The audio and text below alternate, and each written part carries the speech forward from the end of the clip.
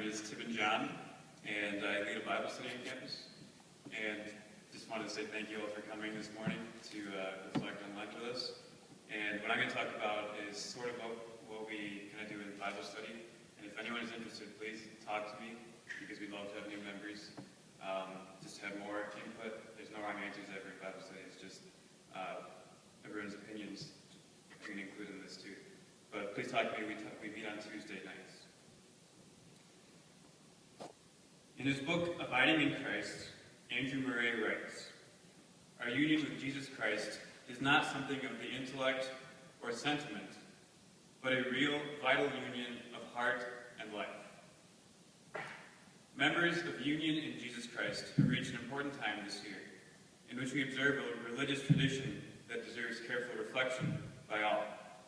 I would typically like for us to reflect today on the reasons why Christians sacrifice luxuries during Lent, using the context of our relationship with God and what he tells us through his word. After consulting with fellow believers and the Bible on this topic, I see at least 3 good reasons why we should give up some of our worldly tendencies this year: for the prayer, for the productivity, and for the promises. One of the responses I got from the members of the Bible study I lead on campus after I asked about the why behind Lent was that it is a chance to think about the bigger things. I see this as an excellent paraphrase of what the Bible tells us about the purpose of coming away from the world for a while, involving prayer. The Bible often mentions the phrase prayer and fasting, where fasting can be thought of as sacrifice of any luxury, not just of food.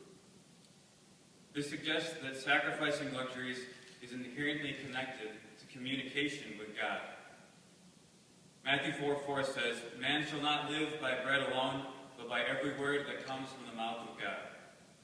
Although God acknowledges our need for food in this statement, he also points to our need to hear from him, separate from our earthly nourishment, for our survival.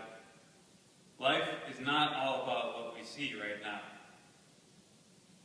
We must indeed take the opportunity of Lent to think about the bigger things, like what God has to say about our lives, and that can only be accomplished by talking to God in prayer as we fast.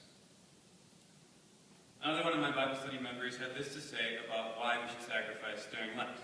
He said, "I give up my time and energy for things that are important to me, like when I work out for cross country. So it only makes sense if I gave up my time and energy for God too." This person finds a way to put his time to good use for the sake of his sports team, and sees the parallel for God's work. Avoiding earthly tendencies allows us to accomplish something for God, to be productive in our faith, and to be bearing of much fruit.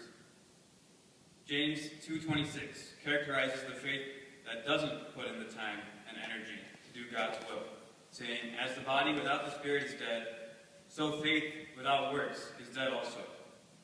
God commands us to do several things that advance his kingdom, such as spreading his gospel and fleeing from evil.